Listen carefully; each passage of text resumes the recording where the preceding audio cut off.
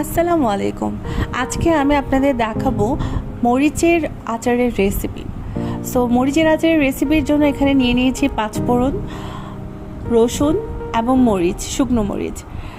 এই রসুনটা আপনাকে এবং মরিচ সবগুলোকে ভেজে নিতে হবে তেল ছাড়া। সবগুলোকে আপনাকে ব্লেন্ড করে নিতে হবে। ব্লেন্ডটা অবশ্য পুরো একদম মিহি করবেন না, আধ ভাঙা ব্লেন্ড করবেন। এখানে সরষের তেল মিশিয়ে ভালো করে মিক্স করে নিতে হবে। আমি কিছু সংখ্যক রসুন এমনি গোটা রেখেছি। আপনারা চাইলে রসুনটি গোটা রাখতেও পারেন, আবার ব্লেন্ড করে দিতে পারেন। It's your choice.